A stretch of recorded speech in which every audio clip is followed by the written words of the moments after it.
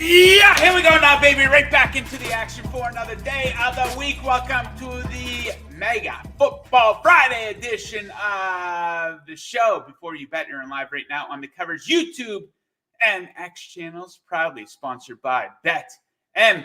If you guys want to participate in the show today, very easy to do so. Hit up that live chat on YouTube and on X. Let us know what you like this weekend in college football and in the NFL. If you're not subscribed to the Covers YouTube channel, it's very easy to do so. If you're on YouTube, there's a button right down there. A lot of great content on the channel right now, covering everything that there is that's worth covering in the world of sports betting. Okay, great big show planned for you guys today. Brad Powers will be by in a matter of seconds. We're going to get into all of these big games here this weekend in college football, some of his best bets as well. Then in the second half of the show, NFL will be taking over. Jingles and I, an avalanche of picks for the Sunday NFL games. We say what's up to the guys in the chat. Bobby Newport in there.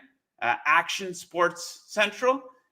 He'll uncover his Dolphins helmet after Snoop plays this weekend. Hey, I hope you're right about that. We'll see if Huntley can have a little magic. You know, he didn't have a whole lot of playmakers to play with, and when it starts when he was with the Ravens, maybe you get something special here. The Dolphins absolutely need to bounce back. We'll be covering that game on Monday. All right, more NFL here in probably 10 or 12 minutes. Let's get into the college game, though. Let's bring in our guy down there in sunny Las Vegas. Brad, tip your head there so we can see what hat you're wearing today. There we go. Bama, big game. Yeah, we're going to be talking about that one. How are we making out? Doing well. Doesn't necessarily mean that I'm going to pick the Crimson Tide. Just having to put on the hat, and we'll see where we're at in a few minutes on that game. But making out well. Looking forward to this week's games because this is one of the better, at least, schedules that we've had so far this season. You seem to have quite a few hats in the collection. How many do you have? What's the story? Do you just pick one? I know you go on these stadium tours. You just pick one up whenever you're in town? Yeah, pick them up. I also, just go to Lids here in town. But, I got stories. I mean, I'd like to pick them up. There's been team stores there right at the stadium, and I can't find the hat I'm looking for. I got to actually just go down the road here in Vegas and actually pick out the hats that I like. Well, I was in Miami in March, and I was like, yeah, I'll get a really cool Dolphins hat. Better options up here at Lids in Nova Scotia. It was wild, but I'm happy I was not able to find a Dolphins hat. I don't want to be rocking that and in public. Okay, Brad has 3 best bets that he's going to give out at the end of the segment to add to the best bets he gave out on Monday. So to recap those, Connecticut, -5.5. I'm seeing that up to -6. Western Michigan, +5.5. I'm seeing that down to +4.5. Cincinnati, +3.5. I'm seeing that down to +3. So this is shaping up to be a CLV hat trick potentially for Brad. So we're going to add 3 more best bets to those. But first, let's get into some of the big games here of the weekend. We'll start with tonight's games. I wouldn't say that they're big games by any means, but games of interest. Just 2 games here on Friday. So let's start with the red-hot Hurricanes playing host to Virginia Tech, a 17.5-point spread favoring Miami. And this one, now an average win margin of around 40 points here for the Hurricanes. Do you think they can keep rolling and cover this big number? I do. I lean Miami, not a big bet, but small bet that I made here on the Hurricanes tonight. And you mentioned the point differential. Miami's had a lot of great teams in their history, 5 national championships. They've never had a point differential through 4 games as wide as they've had so far this season. So I think this is a legit team. The competition hasn't been strong, but you can only once the schedule's set, you can't control who you play. You can control how you play, and they've been a machine so far. Can't say the same for Virginia Tech. Well, arguably one of the most disappointing teams in the country so far this season. They can play an A game here and still get beat by 20. So Miami for me. Okay, let's go Canes. Next up, Rutgers. 1.5 favorite taking on Washington. Total of 44. Impressive start for Rutgers. Do you think they stay undefeated here tonight? I do. Now, this is number dependent. I did make a bet on Washington early in the week, but it was above 3. Obviously, 3 being a very key number. Right now, at the current numbers, I'm going to lean Rutgers. It's a tough travel spot for Washington. Short week, traveling across the country for the first time, opening up, at least their Big Ten road schedule here. Rutgers, how they play is very sustainable. This is a team that you go back to last year has been on a roll here as far as the win streak. And last week's game against Virginia Tech, it shows a 3-point final. I'm here to tell you they should have won the game by 17.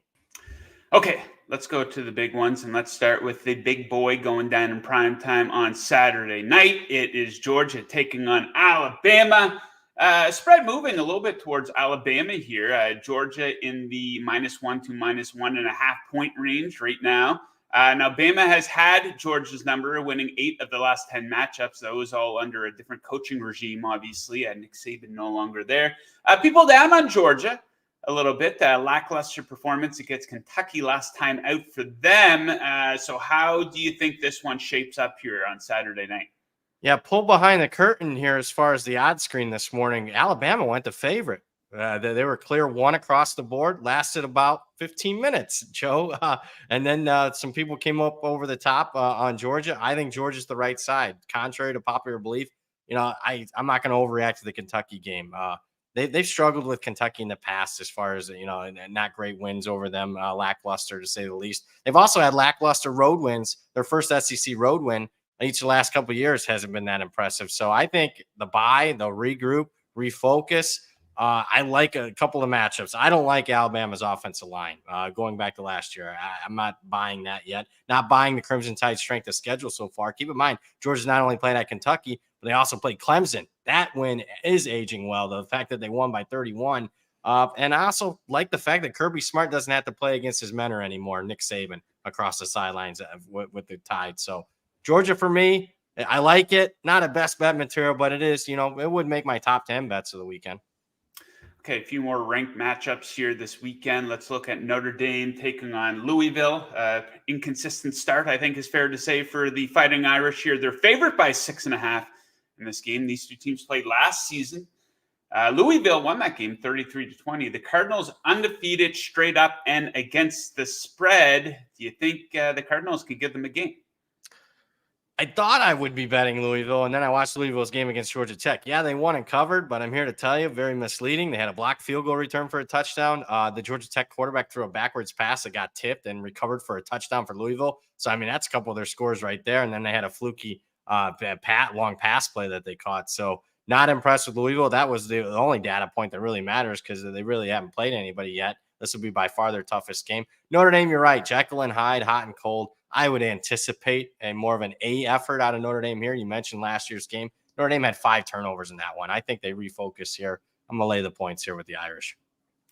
Okay, big number here in this next one. Illinois taking on Penn State.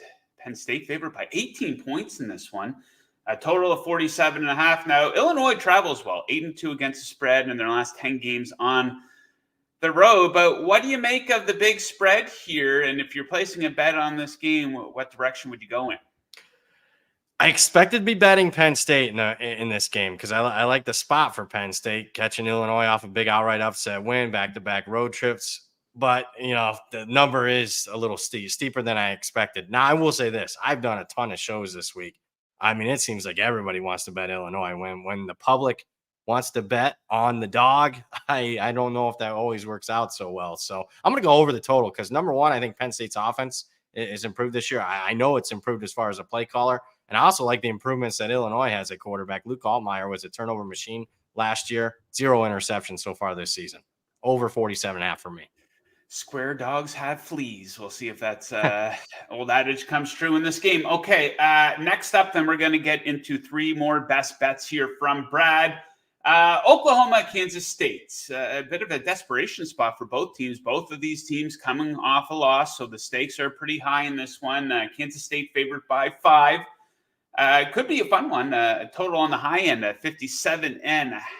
What do you make of this matchup? Yeah, handicapping 101, Kansas State I like here. Don't love it, but do like Kansas State -5. Tell you why. You mentioned that both teams' losses last week. Misleading on both. Oklahoma State lost by 3. Oh, it's okay. They lost to Utah by 3. It was a pick'em game. No, if you watch the game through 55 minutes, it was 22-3. Utah dominating them at the line of scrimmage. Oklahoma State got a couple of long touchdown drives in garbage time. Kansas State, meanwhile, if you right before halftime, they're up 6-0, handling business against BYU.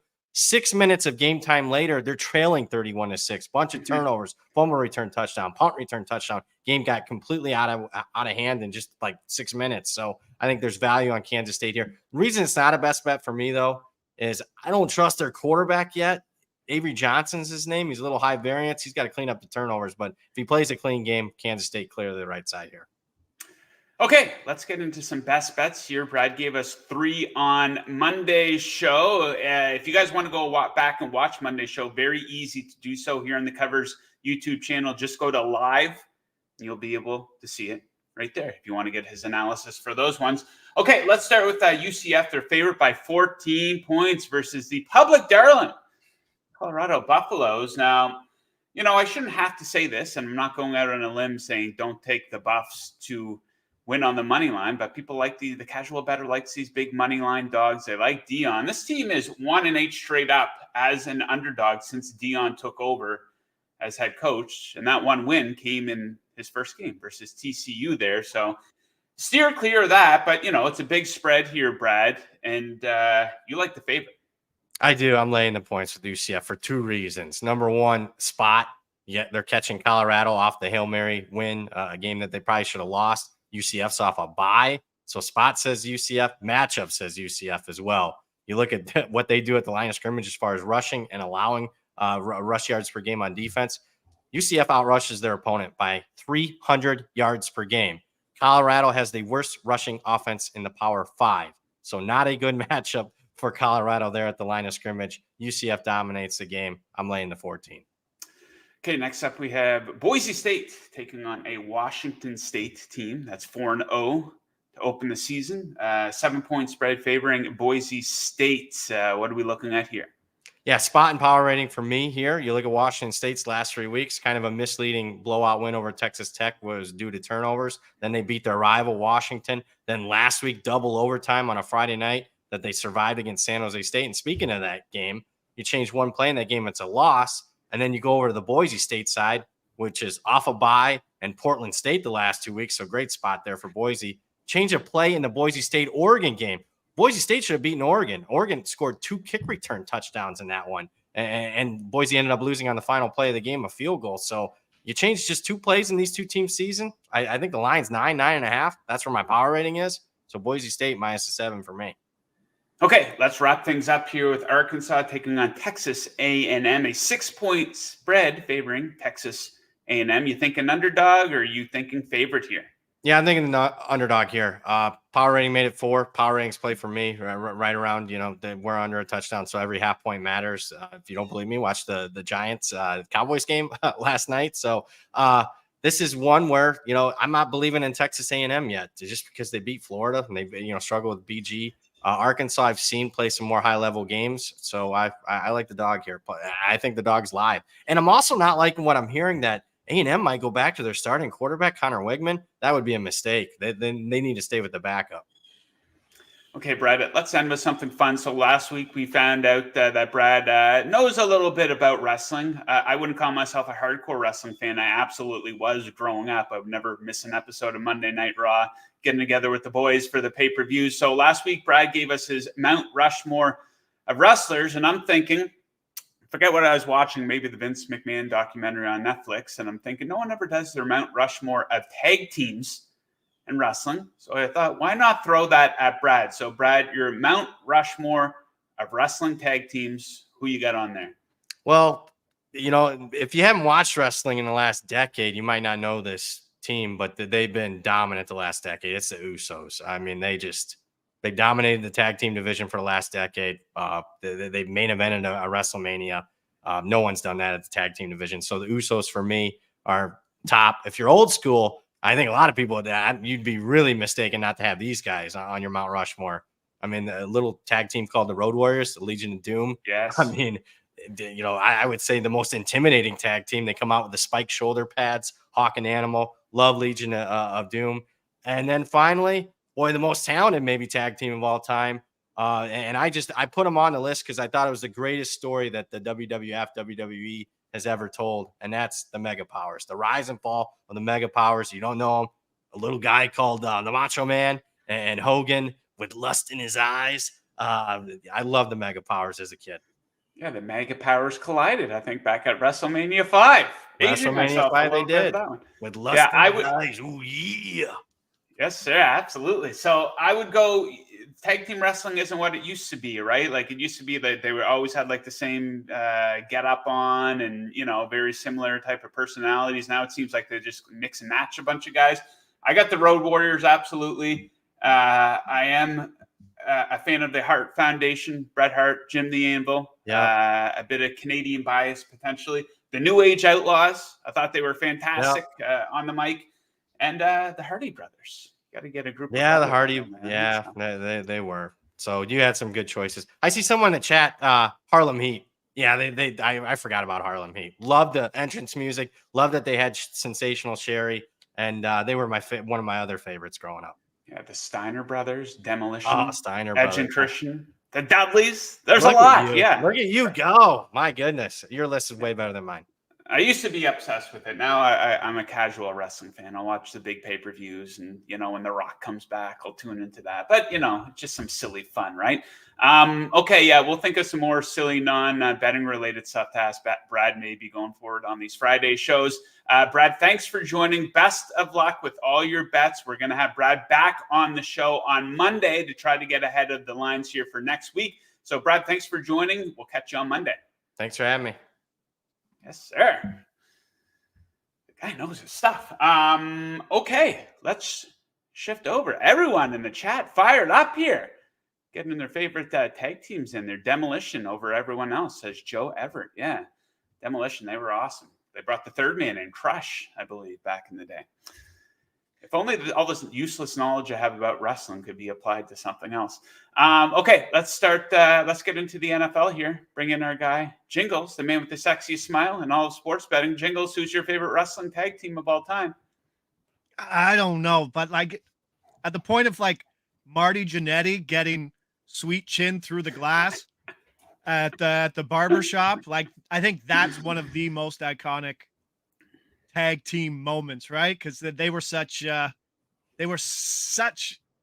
not like what's the opposite of a heel?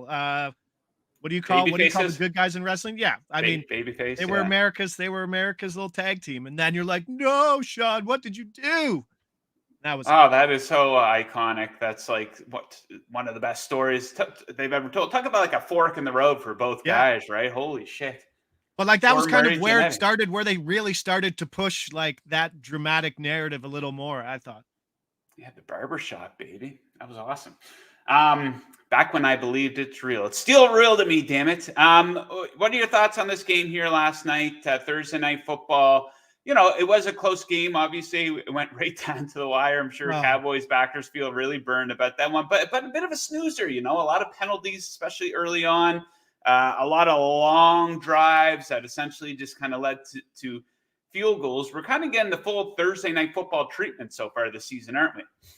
Yeah, it's the stripe show early. I mean, Dallas had 9 penalties in that first half alone, which was bananas, but still. And that didn't include the face mask that they had on the first drive that should have went the other way, and then which probably should have been a holding penalty on the Rico Dowdle receiving touchdown that the flag got picked up all of a sudden. It was those 2 plays early where I'm like, oh, is this what it feels like to be a KC Chiefs fan sometimes when the flags go your way? But at the end of the day, that Dallas defense could not get off the field. Those drives that Daniel Jones put together were insane. I mean, Devin Singletary was like under 2 yards per carry, and that Dallas defense was gassed. You saw it. Guys just looking for oxygen, guys cramping up, leaving the game. I just thought it was another pathetic, absolutely pathetic game plan from that Zimmer defense. I don't care about stopping Singletary. It was awful. Yeah, speaking of pathetic, that has been the results of my Thursday Night Football betting so far this season. Monday Night Football, not bad. Sunday day games, we have some improvement to do. It is still early in the season, though, so hopefully turn a bit of a corner here starting this Sunday. Hey, I did win my baseball bet, though. That Marlins pitcher whose last name I couldn't pronounce, that was a no-sweat winner. I'm sure everyone tailed that one. A lot of excitement for that big Marlins Twins game there last night. Okay, so let's get into it, man. We got 9 total bets. Good mix of everything, spreads, totals, props. I'm going to get us started with a little bit of a weirdo bet, but hear me out. It is not that one. It is, yes, Oh, Rewind back to that one. Give me the Broncos to cover the first quarter number, the first quarter spread, plus 2.5. They're in New York taking on the Jets. Jets. And check out this trend. A lot of it is because of this trend, this bet. The Broncos have covered the first quarter spread in 17 of their last 22 games. Great start last week in Tampa Bay. They jumped ahead to a 14-0 first quarter lead.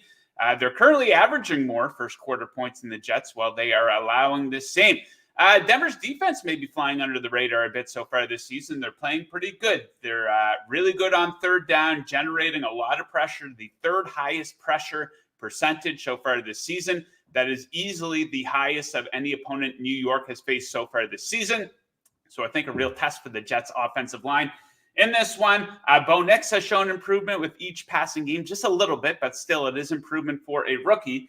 And a bit of a narrative in this game. Sean Payton kind of got embarrassed by the Jets when these teams played last season. You remember the whole thing where he insulted Nathaniel Hackett, and then the Jets went down to Denver, and the Jets beat them pretty handily. Then the Jets threw a parade for Nathaniel Hackett as if he's actually a legitimate coach in the NFL. So as a result for that, I do expect a strong game plan here for the Jets or for the Broncos, at least early on, and at least for them to keep this one tight. Who cares if it goes off the rails from quarters 2 through 4? Expect a tight one early on. Take the Broncos first quarter spread plus 2.5. Okay, Jingles, let's get into a prop here. Roschon Johnson. Roschon, massive. No one wants to open his rushing yard total because no one really knows what his role is, because it's only going to be better. If you're a Chicago fan, you know that Travis Homer is on the IR. DeAndre Swift has been absolutely awful, 1.8 yards per carry.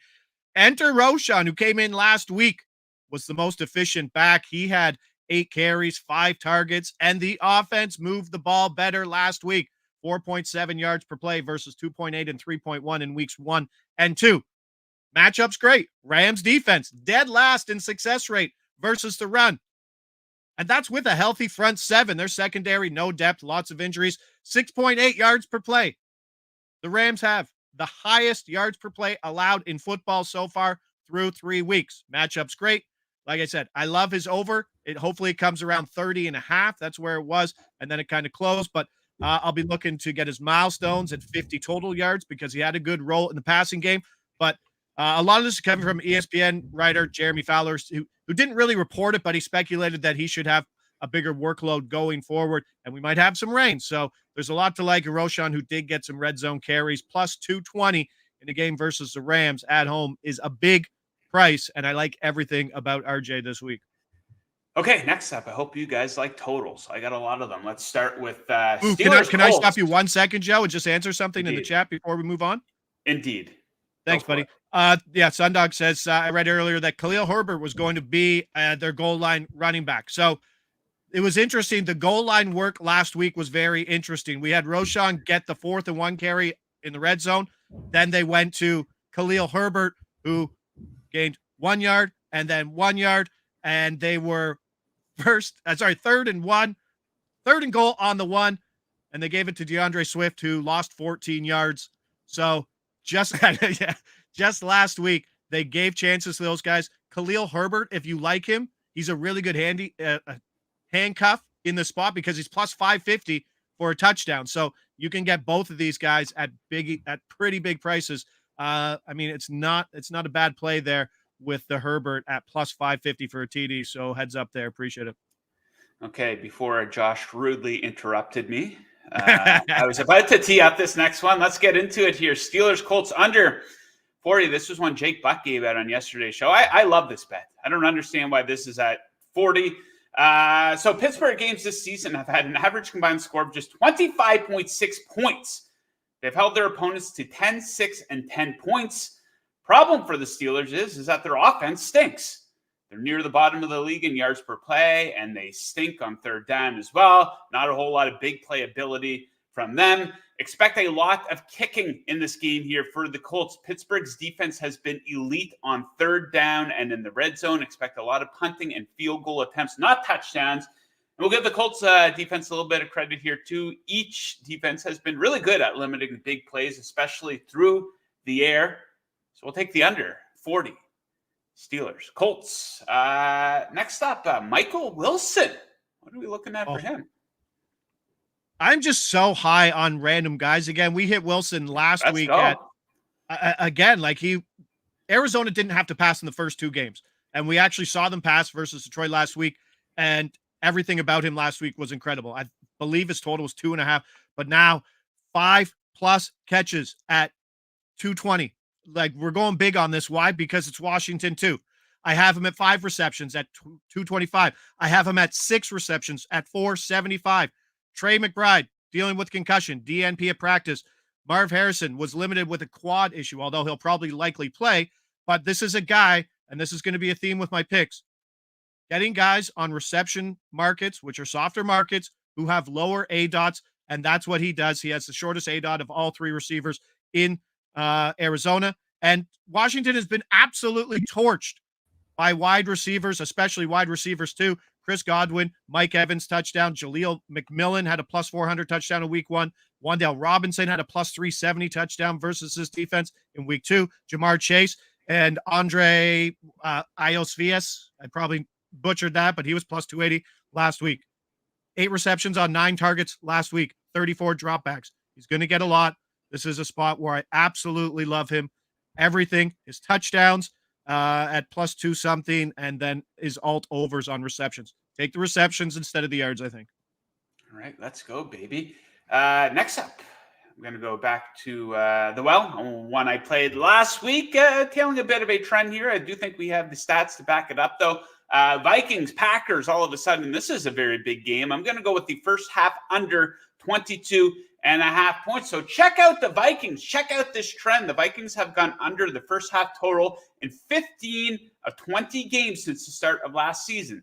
This trend is 3-0 so far this season. They've allowed a grand total of just 10 first half points in their 3 games this year. Now, the Packers defense, not to be outdone, they're getting off to strong starts as well. Just 7 first half points allowed in their last 2 games. Both defenses strong on third down to open the season. So hopefully we see a lot of punting in this one. And obviously there's a really big question mark. Who's going to play quarterback here for the Packers? I originally was thinking Jordan Love because they opened as a 3-point favorite. So that would be the assumption. That's down to 2.5.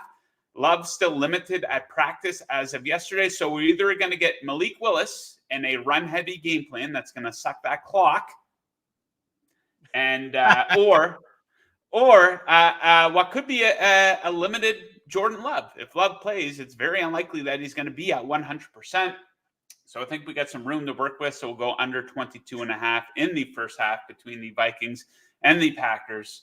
The perverted Josh loving that one there. Next up, prop bet Demario Douglas. What do you like for him?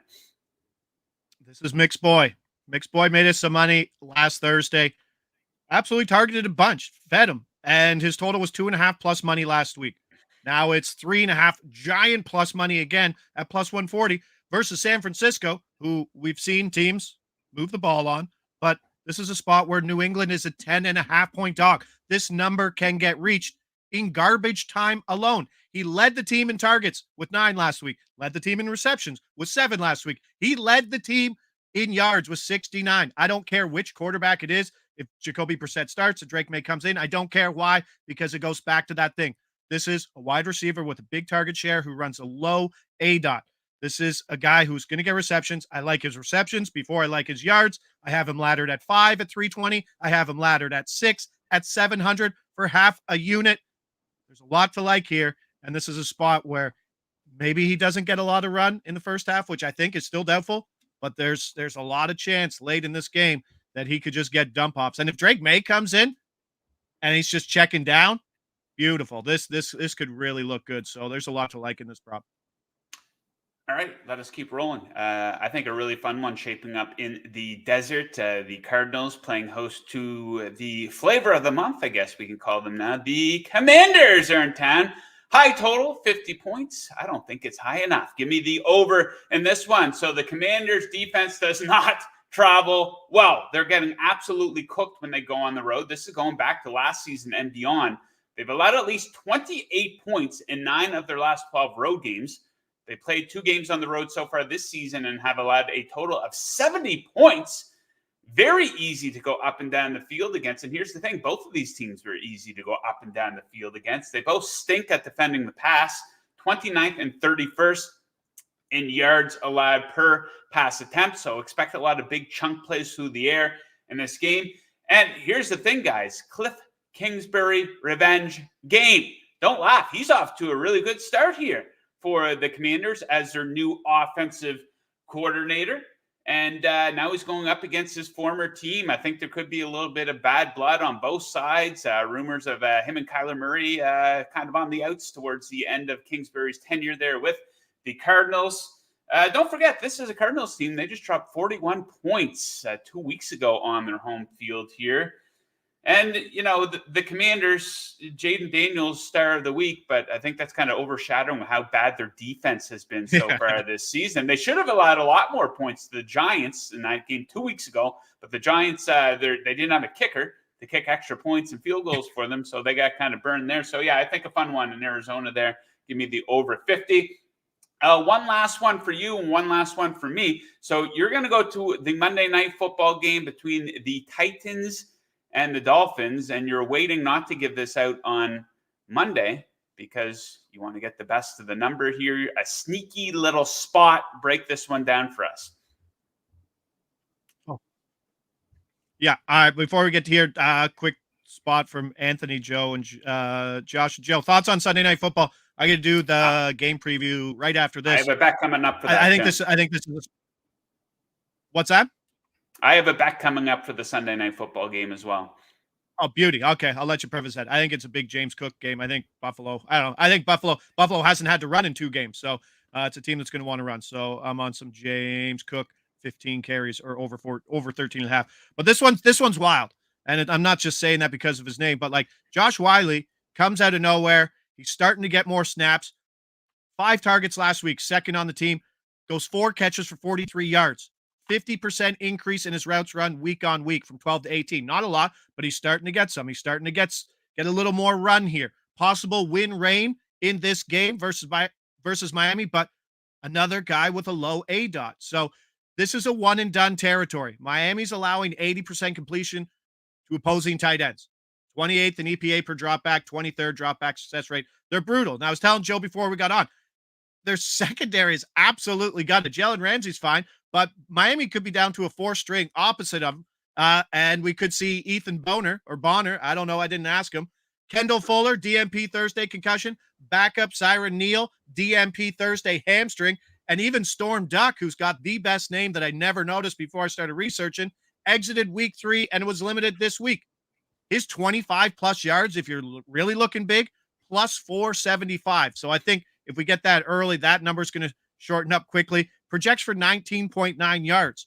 This is worth putting some monster parlay stuff together. So if you put his 25-plus there, Amari Cooper, 6+ catches, and Njoku just got ruled out. Demario Douglas, 5 catches. Michael Wilson, 5+ catches, and this 25+, that's 250 to 1, Joe. So not often you're giving out 250 to 1s, but easy. Oh yeah, but like there, like and then we run into Monday night, and then you got the Monday night sweat. But this is a big one for me on the over 7.5. All right, to answer Anthony's question, Anthony says, any thoughts on Sunday Night Football? Yeah, it's the game of the week, looking like one of the games of the year so far. And I don't just have thoughts on the game. I have a bet on the game. I absolutely love the over. I think it's going to be a fun one in Baltimore here on Sunday night. We're going to go over 46.5 points. The Bills' offense has been an absolute buzzsaw to open the season. 34, 31, and 47 points scored. A bit of a rough start here for the Ravens defense. I think the Bills are going to be able to move the ball with ease. Now, the Ravens offense is actually clicking too. They're not scoring as many points as the Bills, but they are first in yards per play, first in yards per rush attempt as well. And that is a little bit of a weakness of the Bills defense early in the season.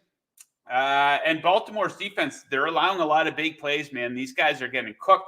They have a league worst 16 pass plays of 20 or more yards allowed. Each of their 3 games so far this season has topped this number of 46.5 35.5. So we're going over there. I'm happy to see that Anthony agrees. We are on the same page. Were you with that one. were you on one of the the week 3 who played Miami longest completion? Like you were touting that Buffalo just doesn't give up big plays right now? Yes, and I was looking into that as well. Buffalo, that was against the dinky Jacksonville Jaguars and Trevor Yeah. Lawrence. His over-under longest completion was 35.5. And the Bills they've been fantastic since the start of last season at limiting the big pass. But you get kind of scared when you look at Lamar's game logs. I think his numbers are that's it. If they're playing too high safety all game, like Lamar should be able to scamper for some big ones, I would think. Like they have to choose between what they want to do there. And that's it. So major strength of the Ravens running the football. A weakness of the Bills defense is stopping the run. So, yeah, I think it could be a shootout, man. I think there's going to be a lot of scoring drives in this game. I think that one should be fun. So no baseball on the show here today, Jingles, but we're going into the final weekend of the regular season. It looks like it's stretching out till Monday. Is the Mets and Braves? Is that Mets and Braves? Yeah, they postponed the one game and then the following game, and then they said, yeah, you guys are going to play a doubleheader on Monday, which is such a disadvantage for them because the first round starts on Tuesday and is 3 straight games, and those two will probably be playing for one spot. So whoever gets them, and it kind of answers the question to Janice there, any future bets for MLB before playoffs. If Milwaukee has to play either of those teams, that's way easier. The bullpens are going to be beat up for the Braves. Starting pitching, if they have to go Chris Sale, like they might not have Chris Sale if he has to go Monday to guarantee a spot. Like he probably won't go again. And he's losing velo. So that's the angle I like. And I think we still both like Houston just from experience and the health and where they are. Yeah, I mean, Houston they'll knock off the Tigers early to win the World Series is what I'm looking at. You know, their pitching kind of rounding into form a little bit. Framber Valdez pretty strong down the stretch. You'll probably get some decent work out of Verlander. And here's the thing, man. It's Yankees. Aaron Judge has looked fantastic all week. He's going to be finishing the regular season strong, going into the playoffs strong. But the Yankees, they got to get off to a good start because this is a team. You've seen them in the era with Boone and Judge and Giancarlo Stanton. This team has the weight of the world on their shoulders, and you can see it when they get in a tight spot in these playoffs. If they don't get off to a good start, man, they just feel that pressure. It reminds me of the Toronto Maple Leafs, 100%. If anyone watches hockey, I know Jingles does. But yeah, if they get into a series with the Astros are going to be the underdog, and I will take the Astros to win that series 100%. They've had their number. Phillies plus 475. I like that. A lot of people like kind of the Padres maybe to go on a run. You see a lot of surprise teams in baseball, man. Look at the World Series last year. Rangers, Diamondbacks. But I don't know. Do the Dodgers have the starting pitching? How can they be the favorite here? Plus 330 with Is Glasnow going to be back for them? I have no idea, but I'm not reaching at them at the current price at plus 325 for anything there, right? Not a lot of value in that spot. Just over there at BetMGM looking at the future markets. Padres, nobody really wants to play the Padres. Buster Only was on 1050 first up. I know you did a spot today. He was there yesterday talking about how nobody wants to play this team. One of the best ERAs over the last 30 days. Great pitching, good defense, a team that, I mean, was their owner died? Their owner died this year. Like there's a lot to carry on through that. Not a lot of teams want to play San Diego. 10-1, not a bad spot there. Milwaukee, I mean, pitching and defense. Milwaukee's kind of run it. I mean, it doesn't look like a great rotation, but the team's won constantly. They don't have a lot of flashy names when Wilson Contreras is basically your best bat. It really makes you sad as a Jays fan looking at some of these rosters, and you're like, how did it come to this?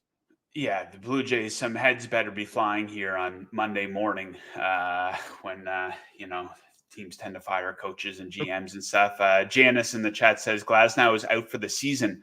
Robert said it last weekend, going 3 pitching rotation.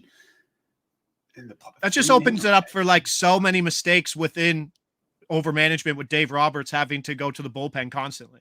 Yeah, it's going to have to really over manage that bullpen, and that's expecting a lot. They're going to have to score 6 runs a game probably, which isn't outlandish to think, but some of the pitching they're going to be going against is strong.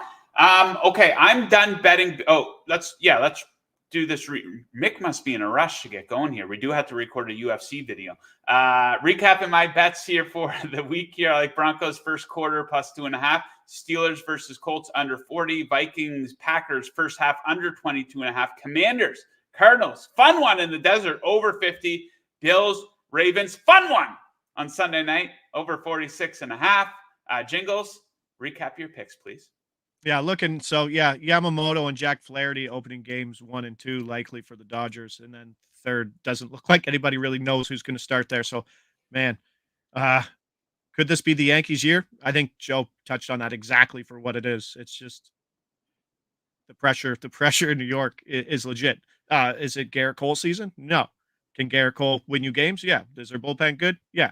But I'm not reaching at that price. Roshan Johnson, anytime TD. Roshan Johnson, anytime anything this week. Love him at home in the rain. Most effective back, plus 220. Michael Wilson, lying in bed, just like Michael Wilson did, 5+ receptions, plus 220. Like the TD at plus 240. Like the ladder to 6+. Josh Wiley, Monday night, big game, 25+ at 475. He only needs one target there. And Demario Douglas, ladder to 4 to 5 to 6. The 6 is plus 700. These are the guys I like all the way up. And those are some low totals on guys who run low A dots. They don't need to go far, but they could pack up basically what we saw with like Wandell Robinson yesterday. Short yards, make those catches, and they're just high probability catches. Indeed. Okay. Yeah, I think my betting for the Major League Baseball regular season has probably concluded.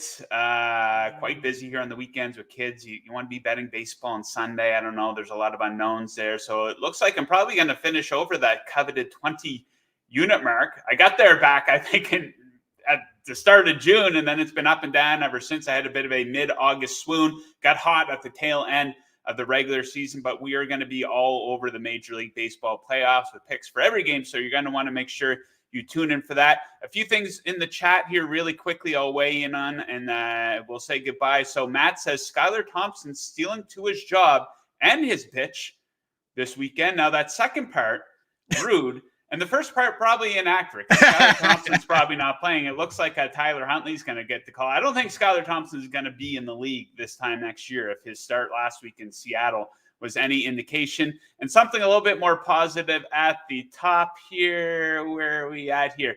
Damani S. says, probably my favorite midday sports show.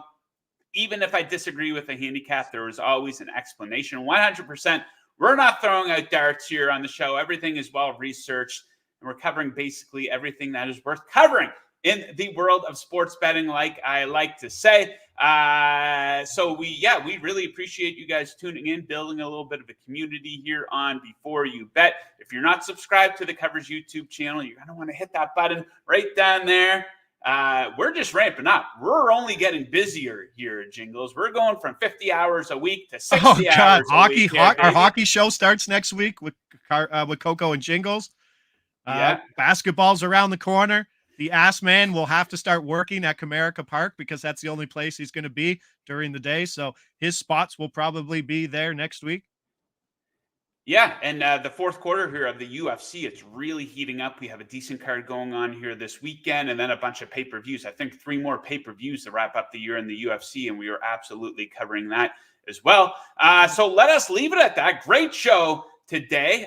Jingles, thank you for joining. Thank you to Brad Powers for joining. Thank you to Mick for producing. Thank you to BetMGM for being our sponsor. Thank you to all the viewers who tuned in today and throughout the week. Best of luck with your bets this weekend, and we will catch you guys again on Monday.